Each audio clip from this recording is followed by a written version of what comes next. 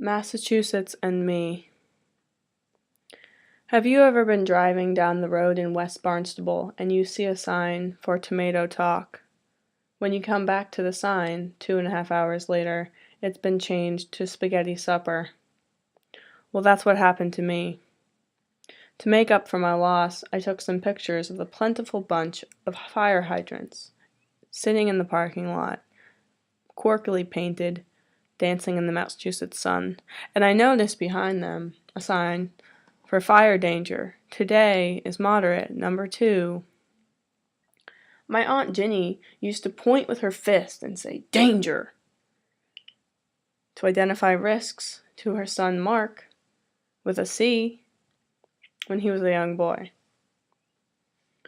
More fire hydrants sat submerged in earth in the other side of the parking lot. In the flats of Shadyside, the tar shore washes over the curb, an example of the ocean that exists in Pittsburgh.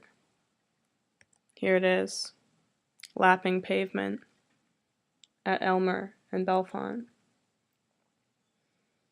Another entanglement of the ocean in Pittsburgh is pictured here, a shell found on a shore in Massachusetts that currently resides in this most livable city. The shell, known as the New England Neptune, is the state shell of Massachusetts. Found on a walk after a pretty wicked storm, Millie had given it to me. We looked up what it was in a laminated brochure and found that it was a rare treasure from deep waters, usually found in lobster traps and nets, 2.5 to 3 inches. Millie decided she wanted it back. But I brought it to Pittsburgh. I've drawn pictures of it 37 out of 40 times. Once I draw it 3 more times, I'll mail it back to her. Here is Flash at the site of the shell finding, a low tide vortex of aquatic positivity. Here is Flash with my mom enjoying rocks and snow. Here is Flash in Maine for a face. When my mom was in high school, she had a horse named Sundance. He was afraid of puddles. She sure does love horses.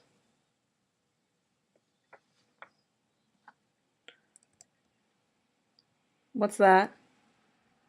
Oh, that's the Hyundai Rockbuster. Not what you were asking about. Well, the watch I'm wearing in that photograph is pretty personally historic. I made a purchase of this watch at Target in 2007. Since then, I've had 3 other iterations of this watch purchased at Target for the low price of $14.99. When it breaks, I buy a new one.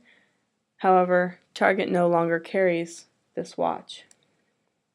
I could replace the battery, or I could move on. Instead, I use my phone to tell time, and watch lists search the internet for a new gecko timekeeper. A place I've been that lizards would not enjoy is this dark, cool, dusty area under the Squirrel Hill Tunnel. You can see the writing on the wall clearly states 2.5, universal sign for lizard. No.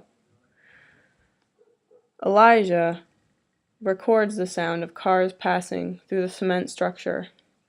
He holds a bag of bread. It is my birthday.